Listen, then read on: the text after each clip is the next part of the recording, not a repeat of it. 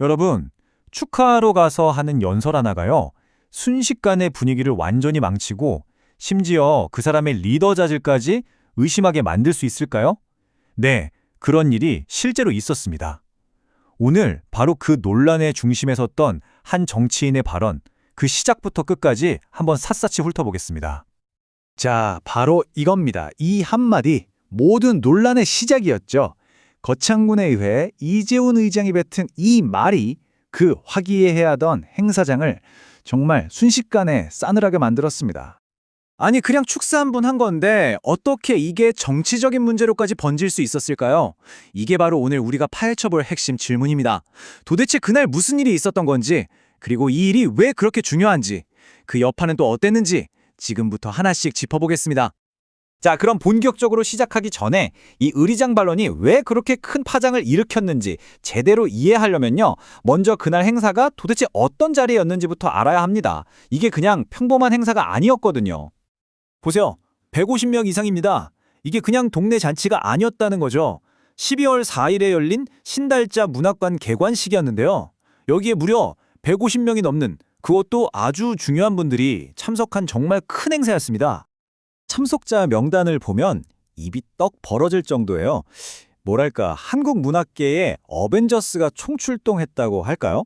행사의 주인공인 신달자 시인은 당연히 계셨고, 나태주 시인, 정호승 시인 같은 정말 이름만 대면 다 아는 거장들이 한자리에 모였으니까요.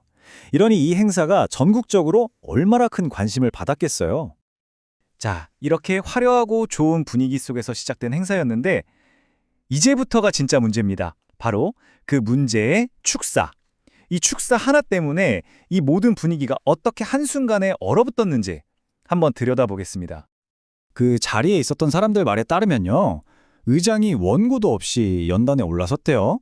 그러더니 내용도 없고 말은 자꾸 행설수설하고, 심지어는 자기에 대해 안 좋은 기사를 쓴 언론을 막 공격하기 시작하더라는 겁니다.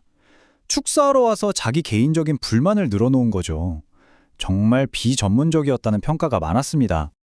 당시에 현장에 있던 한 분의 말을 직접 들어보면 그 분위기가 어땠는지 바로 감이 오실 겁니다.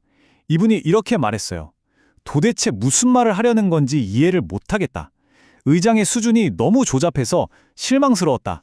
라고요. 청중들이 얼마나 당황했는지 느껴지시죠?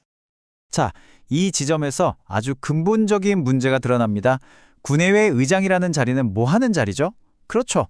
행정부, 그러니까 군청이 일을 잘하는지 감시하고 견제하는 역할이잖아요. 그런데 이 의장은 정반대의 행동을 한 겁니다. 자기가 감시해야 할 행정부를 오히려 대변하고 옹호하는데 축사 시간을 다 써버린 셈이니까요. 근데 이게 그냥 연설 준비를 좀 못했네, 이 수준에서 끝날 문제가 아니었습니다. 연설 내용 중에 정말 듣는 사람의 귀를 의심하게 만드는 아주 무례하다고 여겨질 만한 발언들이 있었거든요.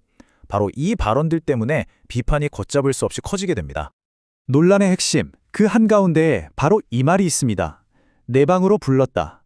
누구한테 쓴 말이냐면요, 지역사회에서 존경받는 거창문화 원장님을 가리키면서 이 표현을 쓴 거예요. 더 놀라운 건 뭔지 아세요? 이걸 한 번만 말한 게 아니라는 겁니다. 그 많은 사람들 앞에서 이 하대하는 듯한 표현을 무려 두 번이나 반복해서 말했습니다. 이 말을 들은 문화원 측은 당연히 발칵 뒤집혔죠. 반응도 아주 빠르고 단호했습니다. 문화원 관계자 말이 요즘은 자기 부하 직원한테도 안 쓰는 그런 하대하는 표현이라면서 그냥 넘어갈 수 없다, 공식적으로 사과를 요구할 계획이라고 밝혔습니다. 이 파장은 행사가 끝난 뒤에도 계속됐습니다. 멀리 서울에서 온 그 유명한 문인들 있잖아요. 그분들이 돌아가는 버스 안에서 내내 그 얘기를 했다고 해요. 그 의장 축사 때문에 오늘 개관식 격이 다 떨어졌다고요? 그만큼 모두에게 충격적인 일이었던 거죠. 자, 이렇게 논란이 커졌습니다. 그럼 이제 중요한 건 뭘까요? 바로 당사자의 반응이겠죠.